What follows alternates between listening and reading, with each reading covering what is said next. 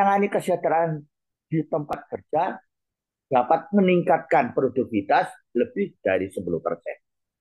Inilah pentingnya bagi teman-teman yang tugasnya adalah di Human Resource Development untuk selalu memikirkan masalah peningkatan kesejahteraan mental dari karyawannya.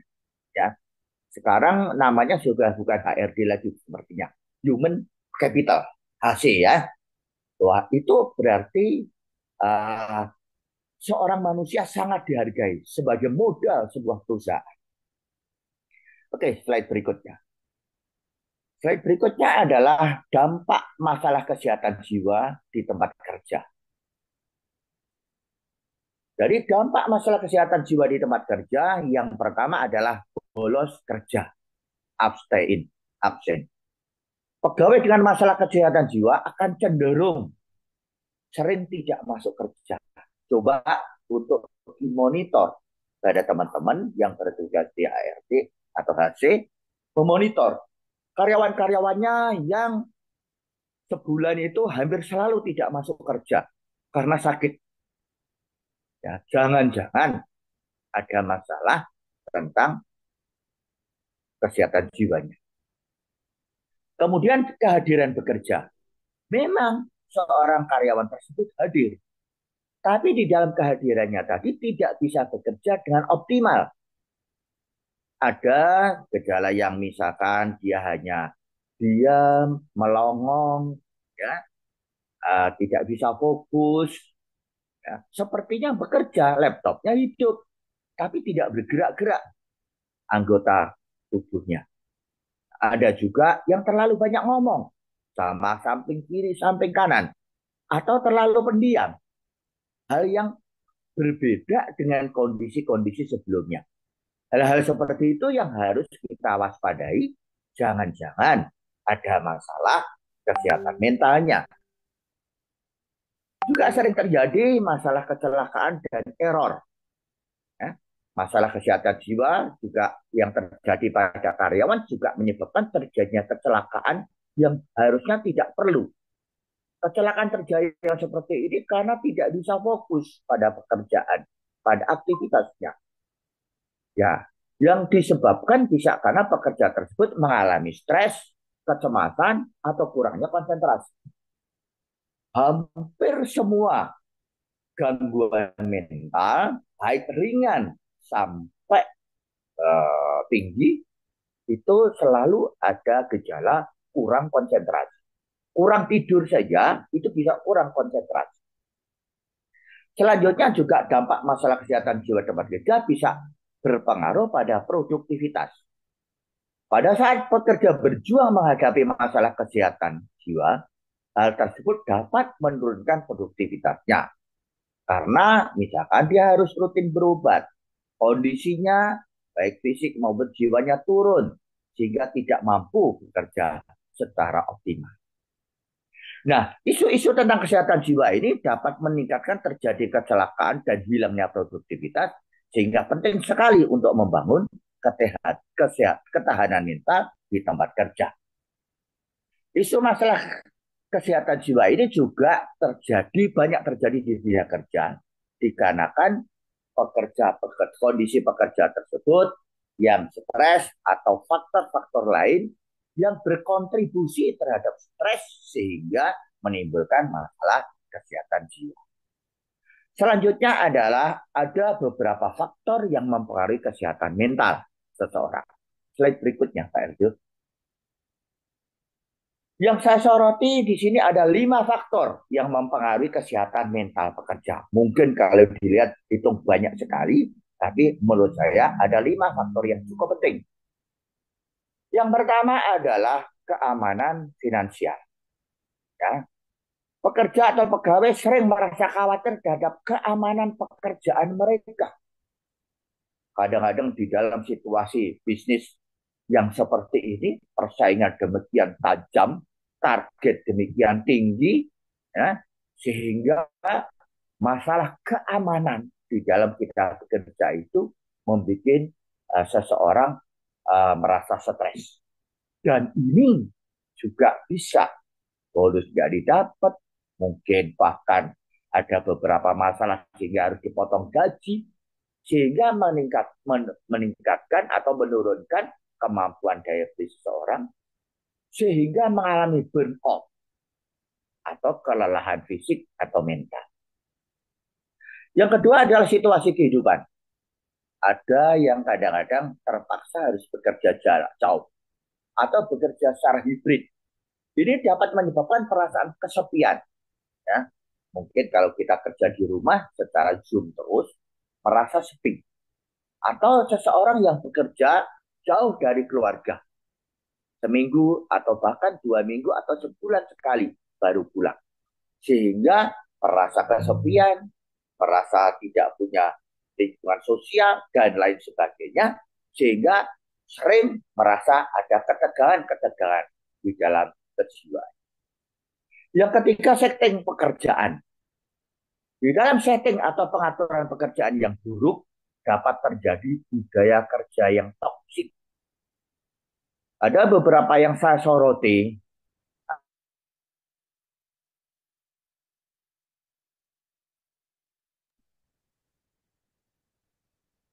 Suara Pak Dokter hilang.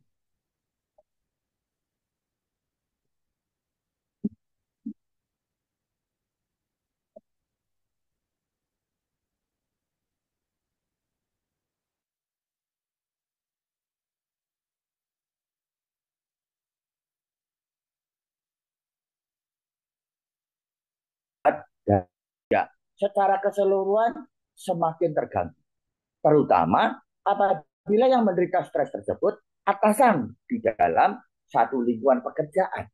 Karena kalau atasannya stres, sering marah-marah, maka anak buahnya menjadi lebih tidak tahan di tempat kerja tersebut. Kalau atasannya depresi, sering murung, pendiam, menyendiri, nggak mau rapat. Nah, ini juga bingung di dalam atasannya bekerja karena tidak ada arahan dari atasan. Setelah ada dampak stres, kita juga perlu untuk mengidentifikasi. Di dalam organisasi atau perusahaan tersebut harus secara aktif mengidentifikasi dan mengevaluasi stresor di tempat kerja mereka. Ini penting untuk menciptakan lingkungan kerja yang sehat dan mendukung kesehatan kerja. Setelah kita lakukan identifikasi, maka kita lakukan strategi penanganannya. Di dalam pengembangan strategi penanganan yang efektif seperti program dukungan karyawan dan pelatihan manajemen stres, ini dapat membantu mengurangi tingkat stres dan meningkatkan kesejahteraan karyawan. Maka sekarang ini banyak melibatkan psikolog-psikolog di dalam lingkungan pekerjaan, terutama ditempatkan di unit HRD atau Human Capacity Capital untuk hal yang seperti ini. Strategi di dalam penanganan apabila ada masalah kesehatan mental pada seorang pekerja. Kemudian juga manfaat lingkungan kerja sehat. Selanjutnya setelah strategi penanganannya, kita harus selalu melakukan planning ke depan supaya karyawan tetap sehat. Maka kita harus menciptakan lingkungan kerja yang sehat.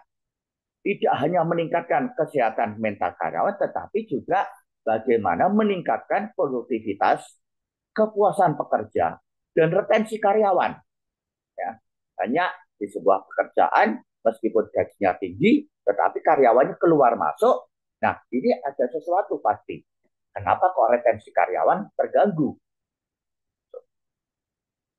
Selanjutnya adalah sign of mental health issue among employees. Bagaimana mengidentifikasi adanya masalah-masalah kesehatan mental. Yang pertama adalah ada perubahan perilaku. Karyawan yang sering mengalami masalah kesehatan mental mungkin menunjukkan perubahan perilaku seperti peningkatan rasa iri, rasa marah, rasa sedih, dan sebagainya. Dan ini bisa menjadi indikator penting bahwa mereka membutuhkan dukungan. Selain perubahan perilaku juga penurunan kinerja atau penurunan produktivitas. Salah satu tanda yang signifikan adalah penurunan produktivitas. Karyawan mungkin tidak dapat memenuhi tenggat waktu atau target atau menghasilkan kualitas kerja yang kurang dibanding sebelumnya. Absensi yang sering juga terjadi. Isolasi sosial. Karyawan mungkin menarik diri dari interaksi sosial. Suka menyendiri, biasanya makan berkelompok, ini menyendiri, makan sendiri. Ya, baik dengan di kegiatan di dalam pekerjaan, bahkan kadang-kadang sampai di dalam kegiatan pribadi maupun di rumah. Dan ini menandakan seseorang tersebut ada perasaan cemas atau depresi. Selain itu juga kemungkinan ada tanda-tanda fisik yang lain. Misalkan kelelahan kronis, suka sakit kepala, suka batuk pilek, flu, mata kabur, sakit pusing, perut sakit, dan lain-lain sebagainya. Hampir semua masalah kesehatan fisik yang berganti-ganti, yang dokter fisik tidak bisa melakukan diagnosis secara pasti, ini adalah masalah-masalah mental. Namanya di dalam psikiatri dinamakan sebagai gangguan psikosomatik atau lebih sering disebut yang sekarang gangguan skizofren. Selanjutnya adalah pentingnya di dalam promosi masalah kesehatan jiwa. Penting sekali untuk mendukung kesehatan mental untuk kesuksesan bisnis di dalam ini. Kita bagaimana bisa peningkatan produktivitas dengan mengurangi stres dan meningkatkan kesejahteraan karyawan, dapat bekerja lebih efisien, fokus pada tugas sehingga terjadilah peningkatan produktivitas. Retensi karyawan yang lebih baik dengan karyawan yang sehat mentalnya, perusahaan yang juga lingkungan kerjanya juga membuat sehat karyawannya, maka retensi karyawan akan lebih baik. Karyawan merasa dihargai dan didukung, serta cenderung lebih loyal dan tidak mudah pindah ke perusahaan lain meskipun digaji yang lebih tinggi.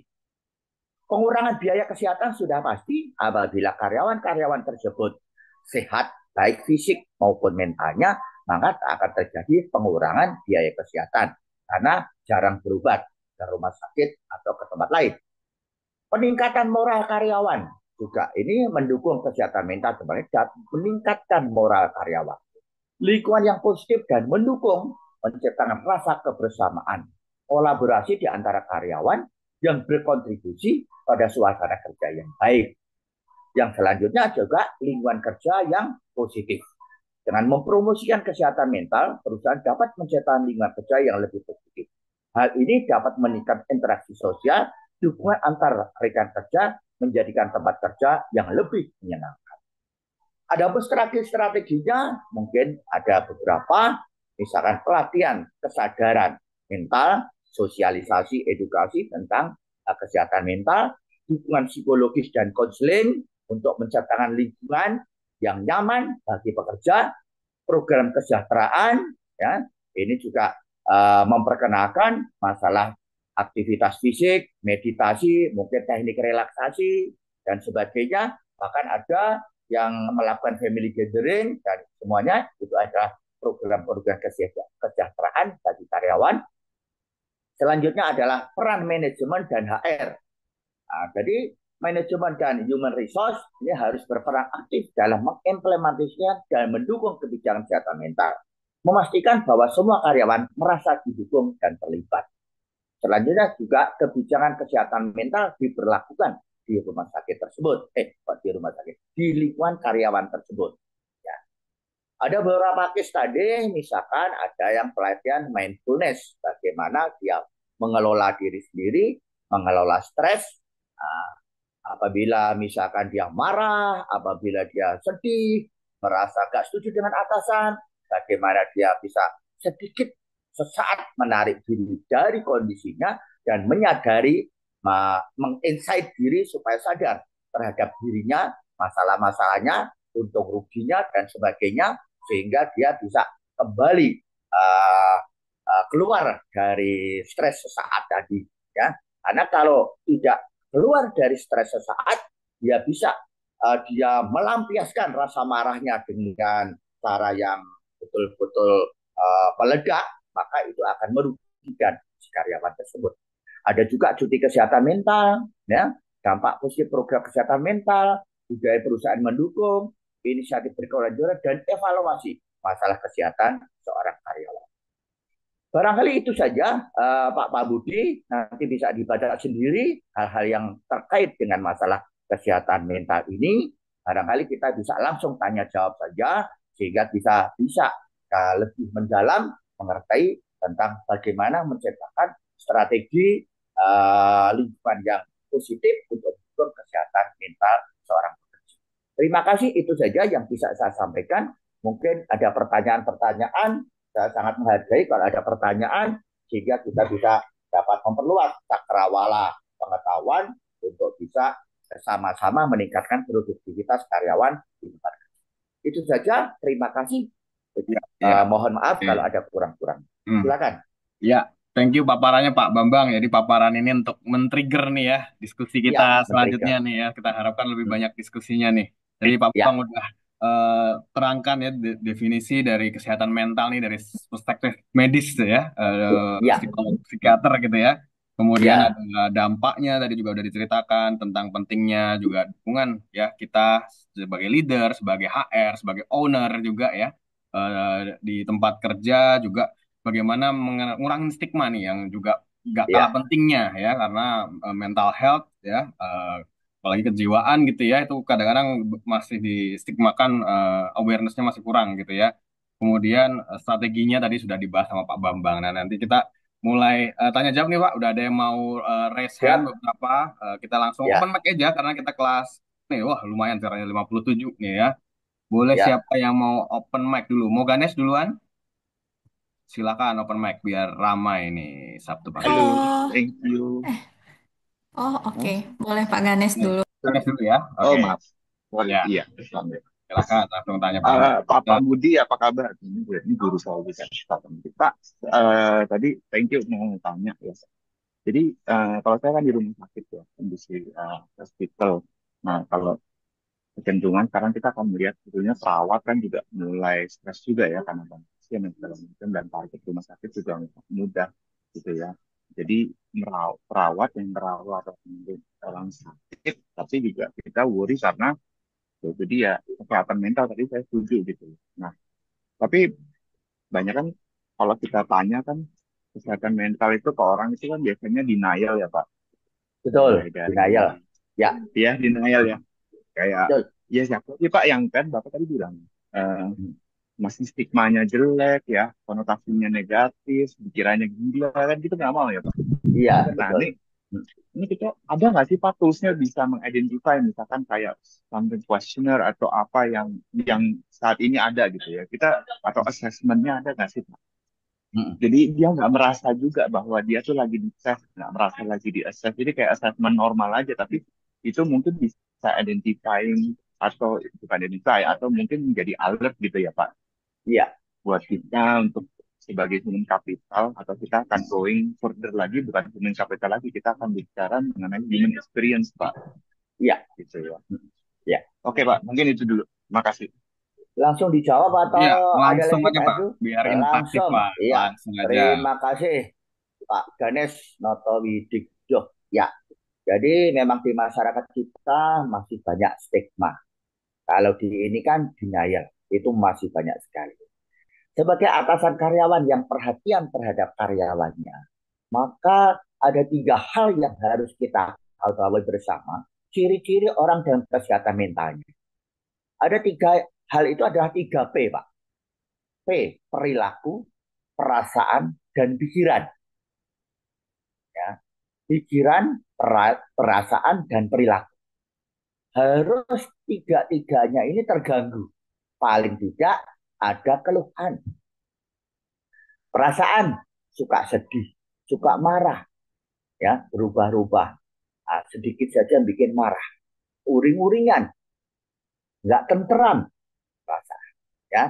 Perilaku, mundar-mandir, pendiam, banyak ngomong, atau sebaliknya, tidak bicara.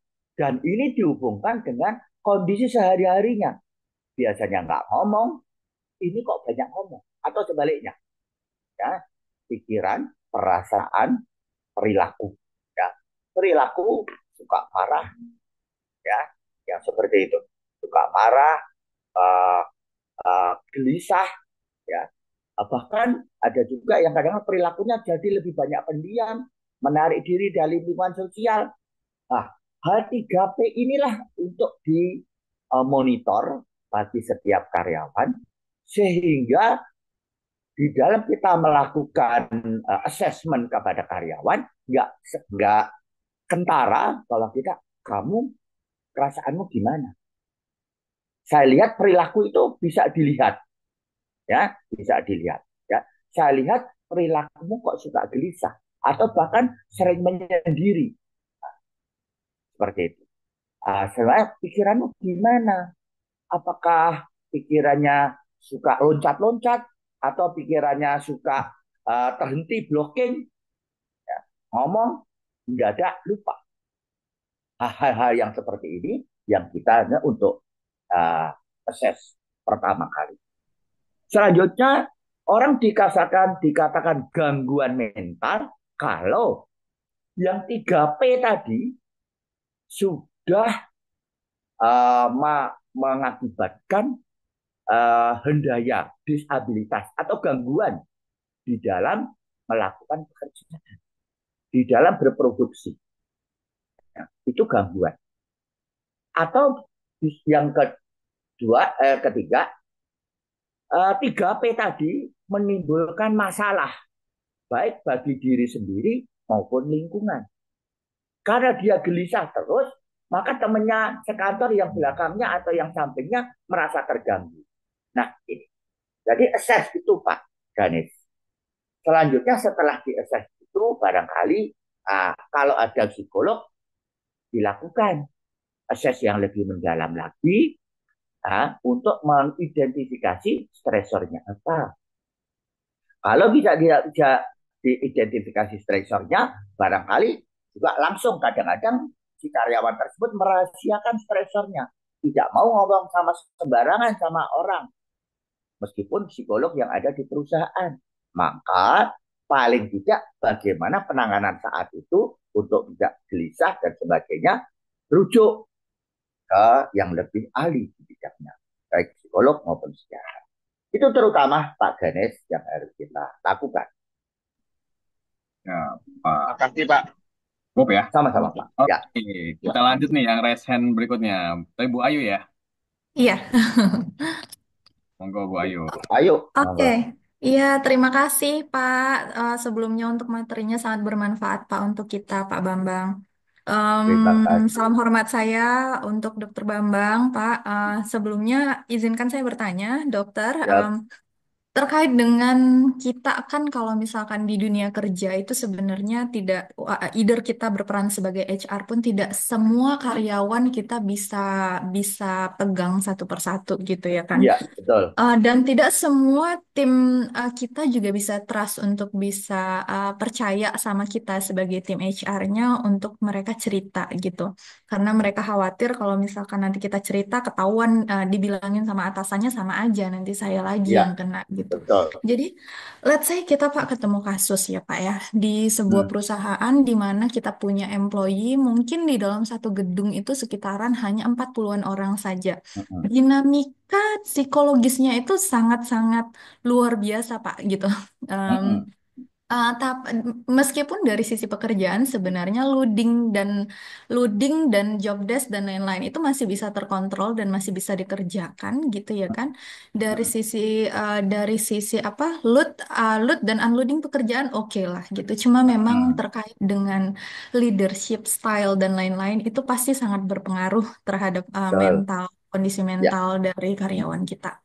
Kita ketemu satu kasus di mana tadi Bapak sempat singgung kalau misalkan karyawannya suka atasan yang suka marah-marah gitu ya kan sama iya, bawahan. iya, iya. Itu mungkin sebenarnya dia nggak marah gitu Pak. Ya, betul. Cara dia membawakan sesuatu itu marah gitu ya. Ya, Jadi yang diterima itu bukan nasihatnya, yang diterima itu adalah marah-marahnya dia. iya, Padahal mungkin betul. sebenarnya yang dia sampaikan itu bagus gitu ya Pak ya. Itu Hmm. merupakan sebuah nasihat atau hal-hal biar supaya secara SOP itu berjalan. Tapi cara dia mendelivery itu kurang sesuai karena dia itu marah-marah lah gitu Pak.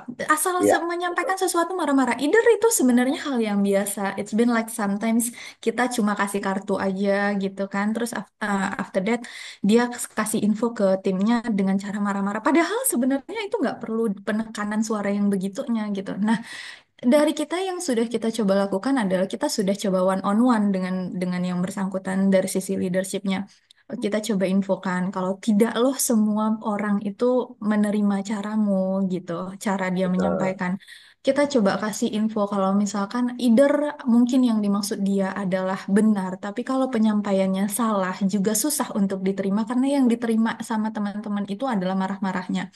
Nah, benar sekali yang Bapak bilang, hal ini itu sangat mempengaruhi produktivitas dari tim kita dan mempengaruhi turnover-nya. Ya, Jadi timnya itu jadi bongkar pasang terus kan Pak. Memang memang masalah bongkar pasang tim ini juga nantinya juga bakal berkaitan sama cost-nya kita dari sisi HR untuk rekrutmen, time-nya kita juga jadi amburadul berantakan waktu pas kita mau atur manpower gitu ya Pak ya. Nah, yang ingin saya tanyakan, Pak, hmm, saya masih kepikirannya itu assessment-nya itu masih kayak kita coba sampaikan ke manajemen untuk kasih training leadership. Tapi saya yakin pun, hmm, Pak, hal-hal yang seperti ini juga tidak maksimal gitu, Pak. Nah, ya, ya, saran dari dokter, saran dari Bapak dokter lah untuk misalkan kondisi seperti ini yang saya rasa sebenarnya kalau kita pikir-pikir mungkin ini adalah kondisi simple tapi pada karyawan yang menjalaninya itu sampai sampai ya luar biasa lah Pak kacaunya dia. Dia sampai cerita sama kita, "Aduh Bu, saya mau pergi hmm. kerja tiap hari itu saya mikir apa lagi hari ini kejadiannya. Saya sampai rumah itu saya nangis, saya besok nggak mau kerja lagi," katanya kayak gitu. Uh, dan kita bingung gitu Pak. Jadinya kita bingung. Di satu Ya, sisi kita sebagai HR kita paham apa yang dilalui sama karyawan kita, tapi satu sisi juga kita juga paham apa yang disampaikan sama atasannya itu memang benar tapi caranya salah. Tapi udah kita kasih tahu pun atasannya nggak, aku tuh memang kayak gini gitu. Ya mau nggak mau mereka yang harus menyesuaikan dengan saya karena biasanya leader itu pasti punya ego egosentrisnya ya Pak ya. Nah ya, gitu. ya, ya, Boleh nggak Pak kasih saran ya, kita ya, ya, sebagai ya, HR ya, kira-kira di situasi kayak gini ya, gimana ngadepinnya? Thank you Pak. ya. Yang pertama, yang namanya ini interaksi atasan bawahan, ya, interaksi atasan bawahan. Berarti di dalam interaksi atasan bawahan, atasan itu mendeliver message-nya ke bawahan dan bawahan mempersepsi, ya, receive message-nya dan mempersepsi bagaimana pembawaan daripada message-nya tadi. Nah, ini maka perlunya edukasi kedua belah pihak. Yang pertama atasan juga diedukasi. Coba kamu insight dirinya. Apakah kamu merasa seperti itu atau tidak? Orang yang sehat harusnya selalu bisa merasa, ya. Terus kemudian bawahannya persepsinya diperbaiki. Atasan kamu itu lihatlah message-nya, bukan perilakunya. Itu, ya, perbaiki. Ya. Yang bawahan juga diperbaiki persepsinya, yang atasan diperbaiki insight-nya. Itu ya, yang pertama. Yang kedua, kita juga memperbaiki insight atasan tadi. Bukankah di dunia ini tidak ada yang namanya atasan paling atas? Ya enggak. Kalau dirunut sekali langsung HR dan sebagainya, presiden, direktur, owner, pemegang saham, ujung-ujungnya mah atasannya paling atas adalah customer, ya kan? Customer. Presiden masih ada atasannya lagi. Bahkan paling atas daripada manusia itu yang maha kuasa. Kan gitu. Sehingga tidak boleh setiap siapapun manusia untuk adigang adigung. Istilahnya di Jawa itu merasa akulah yang paling berkuasa. Sombong. Nah, itu adalah langkah kejatuhan seseorang. Jadi insight yang seperti itu juga diperbaiki. Yang ketiga, supaya bagaimana kondisi karyawan tadi tetap bagus, mungkin bisa dibentuk kumpulan-kumpulan yang saling mendukung kesehatan mentalnya. Bentuk kelompok-kelompok 3, 5 orang atau 7 orang, tapi jangan terlalu banyak untuk saling mendukung. Dan itu saling mendukung. Mereka, tenang aja lah, dia nggak marah. Kalaupun dia marah, efeknya apa sih sebetulnya? Kan gitu. Yang penting kita ikutin apa yang diinginkan oleh orang tersebut, atasan tersebut. Nggak usah dipikirin tentang kerasnya suara, ya dan sebagainya tadi. Tiga hal itu barangkali dicoba untuk dilakukan. Kalau masih belum juga, pasti ada faktor-faktor yang lain. Karena faktornya luar biasa banyak ya. Masih ada. Salah satu tiga hal itu yang menurut saya coba untuk tidak dilakukan. Itu kira-kira itu Ayu. Apakah masih ada lagi? Mungkin kita saling Terima chat. kasih banyak Pak, terima kasih. Ya, ini saya dapat Sama-sama. insight baru Pak terkait dengan kalau misalkan di bawah, untuk bawahannya berarti kita coba perbaiki persepsinya mereka. Kalau ya coba Betul. ayo kita lihat pesannya yang disampaikan sama atasannya apa, Ya, jangan dilihat tone suaranya gitu ya. ya. Jadi Kalau di atas, persepsi bawahan tadi itu, persepsi mm-mm. bawahan. Kalau bawahan itu sudah marah duluan, dari rumah itu sudah marah, atasannya ngasih tahu meskipun suaranya rendah, itu sudah marah langsung. Ya, ini persepsi ya. Jadi, kalau bawahannya itu santai menanggapinya, meskipun atasannya marah, santai saja lah. Gitu. Ya. Jadi emosi si penerima mesit tadi. Thank you dokter, Oke, terima kasih sama-sama, banyak. sama-sama. Hey, thank you. Pertanyaan bagus banget tadi, Kak Ayu. Ini ada lagi, kita ke kolom chat dulu ya. Ada Kak Ros Oke, Patriani. Nih, mau open mic atau saya bacakan, Pak Mbak Ros, Kak Ros. Kak Ros nih kayak yang di Upin Ipin nih. Kak Oke, Ros. boleh Ya, open mic. boleh open mic ya. Maaf, Ya, saya off cam dulu ya. boleh nggak apa-apa, nggak apa-apa. ya. Silakan. Baik, terima kasih. Selamat siang, Pak Dokter. Selamat Eh, siang, Ibu Ros. iya. Jadi gini, saya itu di kondisi atau situasi di mana yang pasti sih saya merasakan ada unsur like and dislike gitu ya. Jadi Iya. saya merasa leader saya itu tidak suka sama saya, tapi saya sudah berusaha menjelaskan dan berusaha untuk berkomunikasi gitu. Tapi kalau udah tidak suka tuh alasan apapun kayaknya tidak diterima gitu ya. Dan itu udah Betul. berlangsung cukup lama gitu, beberapa tahun. Sampai saya tuh sekarang kondisinya hanya bertahan gitu. Jadi saya tidak bisa merasakan flourishing di tempat kerja gitu. Sedangkan Mm, untuk saya pindah ke tempat lain pun saya terbatas dengan usia gitu. Iya. Jadi apa ya yang mesti saya lakukan gitu. Jadi saya tuh nggak mau cuman di survival mode gitu ya Pak Bambang ya. Nah, saya Betul. pengen flourishing gitu. Nah, itu bagaimana caranya gitu. Ya, Terima ya. kasih. Terima kasih, Bu Ros Patriani Dewi. Ya, memang kadang-kadang ada seseorang yang menderita seperti itu dan cukup lama. Tetapi Alhamdulillah Ibu Ros ini bisa bertahan. Ya, apapun yang terjadi bisa bertahan. Dan saya harap bahwa tetap bertahan terus. Ya, selalu insight tentang masalah kesehatan jiwanya. Jangan sampai terpengaruh. Gitu ya. Kemudian masalah like dislike sebetulnya dimanapun banyak itu. Bukan hanya di tempat kerja. Di lingkungan sekolah, di lingkungan sosial apapun itu banyak yang namanya like and dislike. Kalau seseorang itu sudah mendapat cap di dislike pada lingkungan sosial, maka itu beratnya kita. Bagaimana harus mengangkat ya, untuk mendapatkan trust dari lingkungan sosial, apalagi pimpinan, bukan mudah memang, tapi selalu harus ditunjukkan bahwa pimpinan itu trust kepada kita, teman-teman kita itu trust. Syaratnya untuk menjadi trust itu yang harus dipahami. Disiplin, jujur, selalu menepati janji, selalu proaktif apabila ada masalah-masalah yang mungkin tidak bisa diselesaikan. Proaktif bilang, kalau ini nggak selesai sesuai target, bilang beberapa menit sebelumnya, Pak, saya akan. Jadi jangan sampai terus cuek, nggak boleh itu sama sekali. Ya, dari disiplin, ya, jujur, kemudian uh, proaktif, jadi itu yang harus disampaikan. Ya.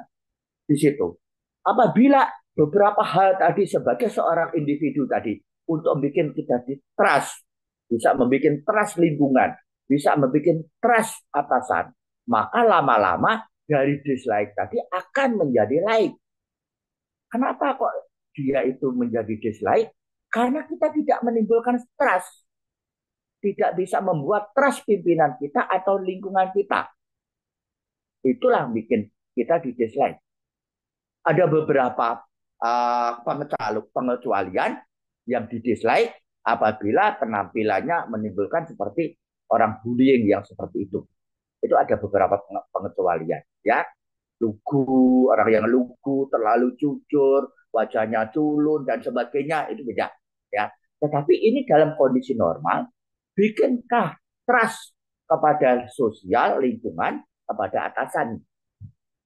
Kalau atasan sudah trust, pelan-pelan dari dislike tadi akan menjadi like. Itu resep sementara yang bisa saya sampaikan. Aja cukup, Bu Oke, Ros. matur nuwun. Terima kasih. Matur nuwun. Kita ke kolom chat lagi ya. Ada Editya nih. Editya tadi juga resen ya.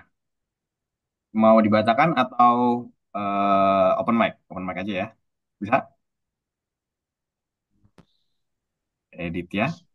Tes tes. Oke. Masuk ke suaranya. Suaranya masuk. Silakan. Ya, selamat siang dokter. Mau nanya sebenarnya sih ini kayak masalah pribadi sih jatuhnya. Jadi Oke.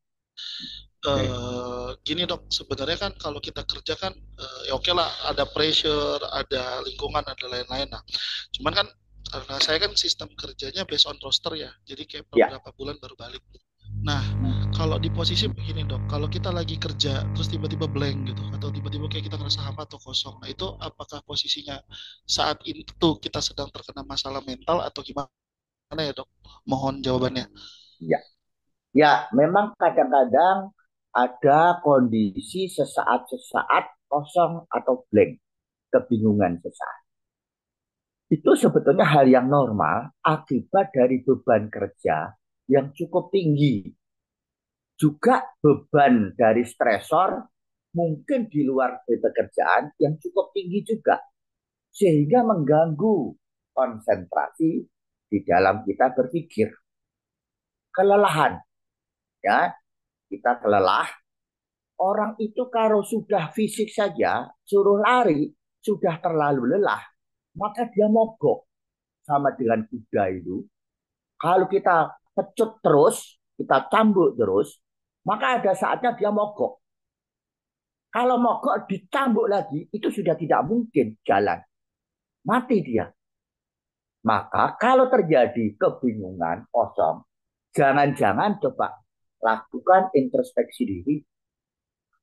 Jangan-jangan Anda kecapean di dalam mengelola stres, baik stres pekerjaan maupun di luar pekerjaan.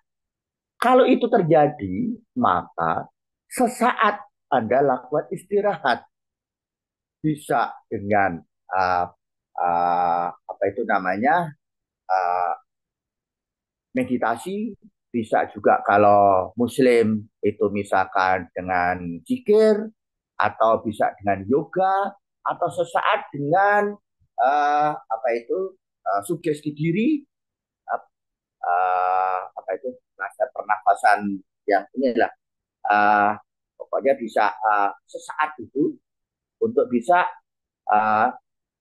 keluar pikirannya dari pekerjaan tadi. Gunakan waktu yang seperti itu. Selalu introspeksi diri, apa ya masalah saya ini ya sebetulnya. Nah, insight ditingkatkan. Saya tetap kerja tetapi tidak stres, tapi tidak lelah. Bagaimana itu dikelola? Itu kira-kira Pak Editya. Bukan masalah kesehatan mental, tapi masalah mental juga bisa. Bukan masalah gangguan mental, tapi masalah kesehatan mental. Kelelahan di tempat kerja akibat dari stresor, baik pekerjaan maupun di luar. Itu kira-kira Pak Editya. Cukup ya Mas Edi. Iya, berarti. Oke. Ada follow up question? Nah, gini sih dok. Ya. Nah, tadi kan menarik itu terkait dengan kata-kata Prof terkait introspeksi diri sebenarnya. Nah, ya. Nah ini yang lagi saya lakukan dalam artian ketika memang blank, dan maksudnya intensitas blank ini kan lagi maksudnya kayak hampir tiap hari itu lagi sering gitu. Nah, ketika saya introspeksi diri, saya coba kenali diri, dan ketika saya back to work begitu lagi gitu. Itu yang jadi problemnya. Jadi kayak berulang gitu loh, siklus itu. Ya. Gitu. Kalau itu sudah berulang kali, mengganggu produktivitas kerja, maka itu sudah menuju stres di atasnya stres, masalah gangguan. Nah, kalau terjadi gangguan yang seperti itu, Anda belum bisa menyelesaikan dengan melakukan introspeksi diri, kemudian meningkatkan insight diri, ya, masih belum bisa Anda lakukan, barangkali coba konsultasi ke psikolog atau psikiater. Jangan-jangan perlu obat, jangan-jangan susah tidur, jangan-jangan ada masalah komunikasi, baik dengan teman, atasan, atau istri, atau anak, atau teman. Ini harus digali. Kalau enggak, kadang-kadang kalau psikiater saya sering terlalu lama kalau menggali, saya itu selalu berpatokan pada gangguan kejiwaan, itu saya tangani here and now, di sini dan sekarang. Saya kasih obat, nanti malam bisa tidur nyenyak, istilahnya besok pagi bisa fresh dan bisa fokus bekerja. Blanknya kurang. Itu jangan. Itu kira-kira Pak Edi ya. Oke dok, terima kasih jawabannya. Sudah Untuk yang hal-hal yang saya. terkait dengan pribadi, silakan nomor telepon saya minta ke Pak Erdo nanti. Oke, nanti saya share ya nomor Nanti telepon kasihkan Pak Dokter Erdo. juga ya untuk Ya, konsultasi yang sifatnya pribadi gitu kan. Ya, tapi bisa BA. kalau ini kalau belum apa kalau sudah mengganggu ya produktivitas ya Pak, mungkin Ya, sudah saatnya butuh ah, bantuan ya. Oke, ini ada satu lagi dari ini ya. Nanti habis itu kita ke yang raise hand ya. Ada dari Laraswati. Ini lagi mic-nya lagi ini saya bacakan aja. Eh, Pak, kalau untuk organisasi besar nih, strategi apa ya. yang cukup efektif untuk menjaga kesehatan mental karyawan yang pegawai yang hampir 14.000 orang, Pak. Jadi ini udah di atas Waduh. 10.000 nih. Mulai dari mana Ah, sebaiknya gitu? ya, ya, ya, ya. Ah, ya, memang 14.000 orang luar biasa. Tapi kan 14.000 orang itu nggak mungkin dalam satu gedung. Ya, pasti ada. Karena di dalam satu ruangan itu lebih dari 20 orang aja itu pasti sudah bising, menimbulkan masalah kesehatan mental. Pasti gedungnya. Yang pertama, yang tentunya lingkungan pekerjaan, ya, suasana, ruangan, suhu, pencahayaan, kerapatan antar karyawan duduk, ya, kebersihan dan ruangan dan sebagainya itu menentukan. Yang pertama, ya. Yang kedua, selalu lakukan untuk pendekatan-pendekatan. Ada yang family gathering, ada yang pertemuan, nuansanya nuansa yang santai, seminggu sekali, 2 minggu sekali, ya. Yang ketiga barangkali bikin grup dukungan kesehatan mental. Tadi yang saya sampaikan tadi, grup dukungan kesehatan mental 3, 5, atau 7 orang, baik lewat WhatsApp grup maupun yang mereka kumpul-kumpul. Jangan terlalu banyak, karena kalau terlalu banyak juga nggak bagus. Maksimal 7 orang grup dukungan kesehatan mental tersebut. Lebih banyak nanti ngerumpi perusahaan, demonstrasi. Nah itu nggak bagus.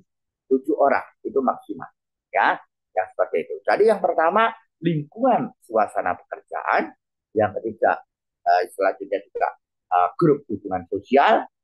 Adakan sesi-sesi santai yang bisa uh, mengeluarkan emosi atau masalah-masalah di kawan-kawan kita, karyawan-karyawan kita. Dan selalu mungkin edukasi-edukasi masalah kesehatan mental seperti ini perlu juga disampaikan kepada seluruh karyawan yang 14.000 orang supaya mereka mengerti, supaya mereka aware, supaya mereka insight-nya hidup, bisa introspeksi, bisa tahu, oh ini masalah kesehatan mental. Jangan sampai stres yang seperti ini akan mengganggu kesehatan mental saya sehingga terjadi gangguan mental. Supaya tidak seperti itu bagaimana? Itu Bu, kira-kira intinya yang seperti itu, Ibu Laraswati. Oke, oke, oke. Wah, ini aspek ergonomi juga nih, Pak. Saya kebetulan belajar juga nih untuk tadi ya, aspek pencahayaan, suara, terlalu dekat gitu ya. Iya, Wow. Itu bisa mempengaruhi ini juga mental health juga ya. iya, Oke, kita sangat. yang recent ya ini ada Ahmad Effendi nih. Silakan Mas Ahmad. Oke, oke. Terima kasih banyak buat Dokter Bambang atas Terima kasih, ilmunya Pak. ya. Eh, Apa ya, dok, saya tuh jadi sekarang tuh sedang kayaknya yang saya rasa gitu, saya sedang dalam kebingungan gitu dok ya. Mm-mm. Jadi masalahnya itu mungkin ini dari masa lalu saya yang belum terselesaikan gitu. Oh, gitu. Oke, jadi saya tuh emang dulu tuh pengen itu jadi pengusaha gitu kan ya, makanya saya dulu cari-cari. Ya udahlah, akhirnya kuliah di ITB dan memang saya tuh fokus untuk mengembangkan usaha waktu di kuliah di ITB juga gitu kan. Sampai Ya. saya lulus, saya tetap mengembangkan usaha gitu kan. Jadi saya itu memang mempersiapkan diri saya untuk menjadi pengusaha gitu ceritanya mah. Mm-mm. Mm-mm. Sampai umur saya 30 tahun dan bangkrut gitu kan. Dan Mm-mm. akhirnya saya terlilit masih ada utang sekitar 500 juta di umur 30 tahun itu gitu kan. Mm-mm. Hmm. Udah itu tuh saya mulai kerja lah di 30 tahun itu diajak teman kerja di Jakarta gitu kan. Mm-mm. Nah, sebagai manajer project gitu kan, sebagai manajer project. Di sanalah saya kaget ternyata saya itu tidak siap untuk menjadi seorang pekerja gitu. Apalagi dengan terutama mungkin ada beban mental bahwa saya punya hutang 500 juta yang harus dicicil gitu kan ya, harus dibayar. Sedangkan gaji saya tuh tidak mencukupi gitu kan. Ya iyalah ya baru kerja gitu kan ya. Ya. Akhirnya saya marah-marah terus sama bawahan saya gitu kan. Bahkan karyawan yang udah 15 tahun, 20 tahun kerja di sana pun saya juga kaget gitu kan. Saya baru datang kok tiba-tiba punya anak buah yang 15 tahun, 20 tahun udah kerja di sana dan saya malah marah-marah sama mereka. Ya, kadang saya tuh kok saya jadi kayak gini, jadi emosional gitu kan. Akhirnya setelah setahun bekerja, saya resign gitu kan. Dan saya kerja lagi ambil pekerjaan di teman saya gitu kan. Dan saya juga di sana jadi sebagai general manager gitu kan. Mm-mm. Eh, dan saya lihat ternyata saya merasakan saya masih tidak punya kemampuan untuk bekerja gitu. Ya saya merasa saya tidak punya kemampuan untuk bekerja walaupun mungkin dari segi atasan saya merasa puas bahwa dengan kinerja saya gitu. Ya akhirnya saya itu merasa terbebani ya. Eh, Masalahnya walaupun jawabannya general manager, gaji saya di sana pun sebenarnya nggak terlalu besar gitu, di bawah 5 juta gitu kan ya. Akhirnya saya memutuskan untuk selama pandemi itu usaha kembali gitu kan, usaha madu gitu kan. Terus karena ternyata di dalam usaha ini tetap tidak bisa menyelesaikan masalah keuangan saya gitu kan, akhirnya saya kembali bekerja lah. Sekarang tuh di Bandung gitu ya dok. Mm-mm. Cuman saya tuh tetap kembali sebagai manajer operasional di sini walaupun jabatannya manajer operasional saya kerja di hotel sekarang ya hotel kecil gitu hotel Melati cuman sebenarnya walaupun jabatannya manajer operasional saya itu di sini tuh jadi seperti sebagai owner hotel ini gitu karena semua masalah yang ada di sini saya yang ngerjain gitu di atas saya itu ada istilahnya mah apa ya ada teman saya yang menjawab sebagai CEO gitu kan cuman dia itu melepaskan tanggung jawab semuanya kepada saya gitu kan Ya. akhirnya sedangkan karyawan yang di sini pun sebenarnya sedikit, cuman 4 orang gitu kan. Saya jadi seistilahnya saya menghandle eh, apa ya hotel 25 kamar dengan kapasitas orang yang cuma 4 orang sama saya dan hotelnya hotel tua gitu kan sehingga banyak problem lah. Sebenarnya masalahnya bukan di sana, masalahnya kembali kepada diri saya bahwa saya itu di sini sebenarnya gajinya kecil gitu, cuman ya kalau boleh bilang 2,5 juta gitu kan, 2,5 juta sebenarnya cukup nggak cukup kemana-mana gitu kan, cuman ya alhamdulillah buat anak sekolah cukup lah, sehingga saya di sini tuh bisa sambil nyambi usaha gitu, saya usaha madu dan usaha frozen food gitu kan, Hmm. cuman hutang saya ternyata yang 500 juta itu masih belum terpenuhi, jadi masalah itu yang kemarin itu saya itu gali untuk melunasi hutang itu dan untuk memenuhi hidup itu saya gali lubang tutup lubang gitu kan, tapi untuk sekarang saya stop gali lubang tutup lubang itu saya mengandalkan emang dari gaji sama hasil penjualan madu sama frozen food buatan saya gitu. Cuman saya tuh Pertanyaannya sekarang Mas, tuh bingung jujurnya itu Ya. istilahnya bagaimana ya Bisa. saya itu masih dalam tekanan mental. saya Ya, masih sering marah-marah ke karyawan Oh, saya ya. gitu kan. jadi Kedua, aspek Bisa saya punya finansial tabungan ya digunakan. gitu kan. bisa mempengaruhi kinerja gitu ya, Lalu, terutama ke anak buah. ya, jadi istilahnya mah saya pun sebenarnya ingin lompat ke pekerjaan yang gajinya lebih besar gitu kan. Cuman saya pertama mungkin kendala umur gitu kan. Kedua, kendala saya terasa masih ada masalah-masa lalu saya yang tidak bisa belum saya selesaikan dan itu pun walaupun saya gaji saya 20 juta, 30 juta pasti akan emosi saya akan tetap sama seperti Ya, dalam tanda kutip Hmm. saya itu seperti orang gila bisa. gitu. Oke, Jadi, Ya, oke. bisa saya tangkap Pak Ahmad Ya, ya. Effendi. Heeh. siap. Masalah. Jadi yang utama bahwa eh, yang pertama masa lalu yang belum terselesaikan.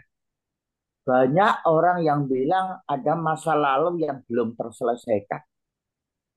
Harusnya dari kita sudah bisa introspeksi, sudah dewasa, sudah bisa introspeksi, meningkatkan insight diri, maka selesaikan masa lalu dengan tutup masa lalu. Nggak usah pikir-pikir lagi. Karena kalau tidak ditutup masa lalu, maka itu akan menjadi beban di dalam perjalanan hidup kita. Yang pertama, tutup masa lalu. Keinginan menjadi pengusaha boleh-boleh saja, ya kan? Tetapi ada beberapa halangan yang mana halangan tersebut bisa terselesaikan, bisa juga tidak terselesaikan. Halangan yang utama bagi Bapak adalah modal. Dan modal itu Bapak dapatkan bisa dengan bekerja. Sekarang dengan gaji yang kecil, Bapak harap hampir tidak pernah ada kecuali anaknya konglomerat, anak presiden yang begitu lahir barangkali langsung dia itu jadi pengusaha bermodal kelas kakap. Tapi rata-rata mulai dari kecil. Tanya Pak Budi itu misalkan. Saya sendiri misalkan. Ya, dari kecil ya, dari kecil menapak dari kecil. Jadi kita mesti disiplin, bikin trust kepada atasan kita, kepada bawahan kita. Selalu insight. Setiap saat kita itu insight-nya dibangun. Introspeksi setiap saat. Apakah kita marah-marah? Bagaimana diri kita bisa menyenangkan orang lain? Bapak, pengusaha itu adalah modalnya kepribadian menyenangkan customer. Itu adalah modalnya pengusaha. Apapun menjadi pengusaha tidak akan pernah sukses kalau tidak bisa menyenangkan customer. Sama dengan Bapak bekerja yang sekarang, pekerjaan jasa, atau manajer operasional, manajer apapun, itu customernya adalah bawahan kita. Selain customernya adalah customer eksternal. Maka bagaimana Bapak bisa disiplin, teratur, bikin trust kepada customer. Baik customer internal, bawahan kita, atasan kita, maupun customer eksternal itu adalah orang-orang di luar daripada perusahaan kita yang memakai jasa kita. Tekuni itu dengan 2,5 juta, insya Allah. Siapa tahu beberapa bulan ke depan, kalau ini hotelnya itu maju, hunianya bisa sampai 80%, ya, Anda bisa digaji lebih tinggi. Atau banyak yang mengetahui Anda sebagai seorang yang berkualitas, maka ada yang menawari Anda pekerjaan di hotel yang lebih besar. Begitulah seterusnya. Itulah yang kita bangun sebagai seorang entrepreneurship atau pengusaha tadi. Dan itu. Sama tanya Pak Budi, apakah dia berasal langsung dari keluarga kaya? Kami berasal dari keluarga yang miskin. Itu Pak resepnya. Bikin trust. Bagaimana menyenangkan ya customer kita, baik customer internal maupun customer eksternal. Siapa tahu Bapak bisa 2,5 juta per bulan tadi dengan hidup dari usaha kecil-kecilan. Ada yang trust, ada yang senang. Hunian hotelnya meningkat, Anda diangkat ke tempat lain, ke tempat lain, ke tempat lain yang lebih lama-lama lebih tinggi, jabatan lebih tinggi. Asal tetap konsisten, menyenangkan orang lain. Itu kira-kira apa? Yakin, Terima kasih banyak, optimis. Pak. Hah? keras, Ya, terima Berapa? kasih. Mas. Siap. yakin, optimis, konsisten ya Pak, menyenangkan Iya, Semua yakin, optimis, baik. konsisten. Betul. siapapun customernya ya Pak. Jangan Oke. pantang menyerah, Pak. Siapa? Hmm. Jangan pantang menyerah. Terus. Sip. Siap. Terima kasih Pak Terima Bambang. kasih banyak, Itu Nah, kira-kira. Pak Dokter. kita lanjut ya karena kita waktu juga ini Ya, terbatas ya. ya. Ada Baganis nih ya, Baganis nih kebetulan tadi juga Baganis. Oh, nih. Ready, Mbak? Oh, lagi ada tamu kayaknya. Baganis. Oh, ya udah. Kita ke yang angkat tangan selanjutnya dulu. Eh, Mas Anggun, Pak Anggun ya. Silakan. Tadi duluan siapa ya? Mas Agus atau Pak Anggun dulu? Kayaknya Mas Agus duluan Oh, tadi. Mas Agus duluan. Silakan, Mas Agus. Ya, terima kasih Pak Edo. Terima kasih Pak Anggun untuk memberikan kesempatannya ke saya dulu. Terima Ah, kasih, Pak Gus. ya, semangat pagi Pak Dokter. Semangat. Terima kasih ya Pak untuk materi hari ini. Sungguh luar biasa dan ya semoga Bapak diberikan kesehatan selalu ya Pak. Amin, amin. Nah, jadi gini Pak, belum lama ini saya sempat mengikuti kegiatan dengan tema yang mirip dengan materi hari ini Pak. Ya, Dan waktu itu ada salah satu narasumbernya itu beliau adalah praktisi yang apa namanya berkaitan dengan apa ya. Jadi dia semacam coach ataupun apa ya eh, mentor untuk mental health ini gitu ya, Dok ya. Nah, dari situ dia sempat sempat menyampaikan dan ini juga saya tertarik karena memang saya juga ada di posisi seperti itu, Dok, ya, sebagai seorang HR.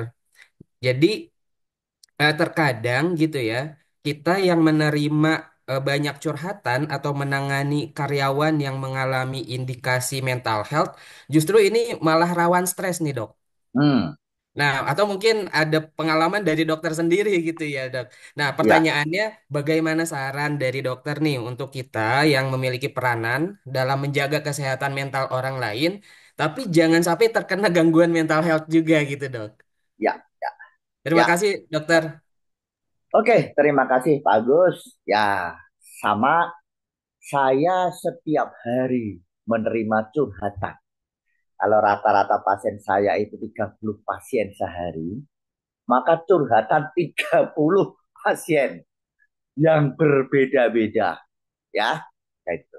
Jadi yang pertama, saya sampaikan kiat-kiat saya. Kan sama Pak ya, Pak Agus ya. Mungkin Pak Agus menerima curhatan dari uh, staf anak buah ya, karyawan ya. Saya menerima curhatan dari pasien saya. Yang pertama, ya, sebelum menghadapi pasien, kosongkan pikiran dulu. Karena dari satu pasien ke pasien berikutnya, satu klien ke klien berikutnya, itu mesti harus putus, Pak. Ya kan? Harus diputus. Jangan sampai pikiran kita dengan klien yang baru, yang B, pikiran kita masih di klien A. Nanti pasti salah. Dalam kita itu melakukan tata laksananya pasti salah. Jadi sebelum menginjak pasien berikutnya, kosongkan pikiran. Yang kedua, catat semua masalah dari pasien tersebut. Sehingga Bapak harus seperti dokter, punya rekaman, catatan dari klien tadi. Catat apa masalahnya. Setelah dicatat apa masalahnya, mungkin Anda punya kiat-kiat yang mungkin Anda bisa sampaikan kepada si karyawan bermasalah tadi atau klien tadi. Anda juga catat di situ. Dari interaksi tadi Anda bikin resume. Bikin resume dari catatan tadi. Setelah dicapai kata sepakat dengan si klien tadi, oke, Anda jalankan ini. Coba nanti seminggu atau 2 minggu lagi Anda kesini lagi. Kalau ada masalah lagi. Setiap rekaman pasien, begitu selesai pasien B menginjak pasien C atau klien C, tutup rekaman tadi atau catatan tadi, kosongkan pikiran lagi, menginjak pasien atau klien yang C. Begitu seterusnya. Ya. Sehingga begitu sih terakhir sendiri, misalkan Anda sudah pasien Z, Anda tutup, kosongkan pikiran. Jangan sampai pasien A dan sampai Z tadi bikin penuh otak kita. Ya kan? Karena kalau nggak punya catatan bikin penuh ya. oh pasien si C tadi apa ya? Tuh, sudah ya, kosongkan. Setelah itu jangan sampai berpikir, ini masalahnya seperti saya ya. Jangan perasaan kita, pikiran kita, pengalaman kita itu dimasukkan di dalam kita mengelola si klien tadi. Benar-benar kita mengelola klien dan kemudian bagaimana klien. Jangan sampai ini masukkan di dalam pikiran, oh ini kok sama seperti saya ya. Oh ini sama seperti istri saya ya. Oh jangan sampai seperti itu. Itu nggak boleh. Kenapa kok Bapak juga rentan terhadap masalah kesehatan jiwa bagi orang? Karena itu selalu dihubungkan dengan diri pribadi. Harus ada pemisahan. Ini masalah pekerjaan, ini diri pribadi. Nggak boleh ini dihubungkan. Ya, itu. Nggak boleh dihubungkan. Selalu bikin catatan ya. Sehingga begitu nanti si klien tadi datang berikutnya 2 minggu atau sebulan kemudian, Anda bisa melihat catatan. Oh dulu masalahnya ini. Tapi ingat, Anda harus kosongkan pikiran sebelum menginjak pasien yang baru. Kosongkan pikiran setelah Anda menyelesaikan konsultasi dengan klien. Itu kira-kira aman, gampang. Praktis banget ini dari untuk HR, coach ya, untuk ini dari dokter psikiater yang kurang lebih mirip ya pekerjaannya ya, pelayan gitu ya. Pekerjaannya mirip kan? Mirip ya. Jadi kosongkan pikiran ya Pak. Oke. Iya. Sip. Kita lanjut ya Mas Agus ya ke pertanyaan selanjutnya. Ada Mbak Ganis nih. Mbak Ganis sudah siap bertanya, tadi ada di grup sempat nanya tentang culture activity. Nah ini pas kita bisa diskusi juga nih. Iya, Mungkin bisa benar. dibuka Suara saya masuk ya, Masuk, Pak Ardo? jelas, Ibu Udah Ganis. jelas. Oke, terima kasih. Iya, begini Dokter Bambang dan Pak Erdo. Jadi tuh saya pengen tahu nih, sebenarnya kan kaitannya bahasannya terkait dengan kesehatan mental, ya, kesehatan jiwa. Sebenarnya bagaimana kaitan, yang pertama sebenarnya bagaimana kaitan kesehatan mental dengan engagement karyawan. Seperti itu. Saya pengen tahu aja di situ sih. Kemudian pun kalau ada eh, saya tuh ingin meningkatkan kondisi kesehatan mental dan juga engagement karyawan ya di perusahaan. Kira-kira program-program yang bisa dibuat itu seperti apa ya? Mungkin tadi udah ada contohnya ya, briefnya. Tapi pertanyaannya adalah gimana ya kita bisa membuat karyawan ini ikut serta, kemudian aktif partisipasi terhadap program-program yang dilakukan. Apalagi di sini kan udah banyak beda generasi ya, ada generation Ya, gap-nya. ya. Mungkin kalau di generasi saya masih sangat aware, cukup aware terkait dengan kesehatan mental. Tapi mungkin untuk yang sudah beda generasi, milenial atau senior milenial itu agak beda pandangannya terkait itu. Itu sih Ya, yang mau saya tanyakan. Terima kasih. ya. Antara kesehatan dengan engagement karyawan, ya. Jadi gini, saya sudah sampaikan tadi bahwa dengan kesehatan mental yang baik akan meningkatkan retensi karyawan. Jadi ya kira-kira ya, sehingga engagement karyawannya bisa dilakukan lebih baik, ya. Kan gitu. Itu sudah saya sampaikan tadi, nggak usah saya ulang lagi. Selanjutnya bagaimana program-programnya supaya seluruh lapisan tadi bisa ikut serta. Kan di dalam karyawan kita ada lapisan-lapisan yang generasi lama, generasi Mbak Ganis ini adalah generasi 90-an ya. Ya, Saya 2000-an. Gen Z, Pak. Gen Z ya. Gen Z. Iya. Nah, jadi gini, untuk hal yang seperti itu. Mungkin yang pertama, tunjuk dari generasi yang lama, tunjuk kira-kira siapa yang mungkin mampu. Generasi yang pertengahan, mana yang mungkin mampu. Dan Mbak dari generasi Z yang mungkin Anda sendiri lakukan. Karena kadang-kadang antar generasi itu nggak nyambung. Bahasanya juga beda kadang-kadang. Apalagi persepsinya juga beda. Ya, dari tunjuk masing-masing. Itu pertama.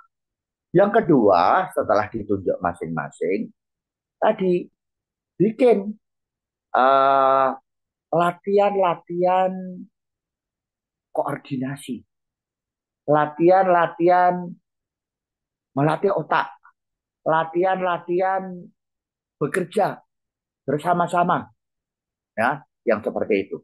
Apa dengan cara saat kadang-kadang kita saat orang family gathering itu kan ada apa namanya ya, ada tim yang melakukan apa pernah nggak family gathering yang Team mereka building permainan gitu ya, Pak. tim Aktivitas building team Parental building. ya ya. aktivitas team building yang seperti itu bikin tapi sementara dikelompok-kelompokkan dulu beberapa jam dikelompokkan dulu baru nanti koordinasi antar pimpinan dari generasi-generasi tadi bagaimana menyatukan antara generasi-generasi yang berbeda. Setelah kita tentukan bagaimana menyatukan generasi berbeda, bikin perumusannya. Setelah bikin perumusannya, baru Anda bisa lakukan uji coba dulu, baru lakukan untuk seluruh karyawan tadi. Karena terus terang, saya juga baru sekali ini apa itu ditanyain seperti Mbak Ganis yang seperti ini, ya. Tetapi saya pikir bahwa memang berbeda generasi itu berbeda di dalam komunikasi, nggak bisa berbeda, persepsi masing-masing berbeda, maka kita harus bikin sendiri-sendiri dulu, baru disatukan. Itu kira-kira intinya seperti itu. Apalagi ya Mbak ya? Memahami ya. Bisa Oke. Iya, dipahami Pak? oke.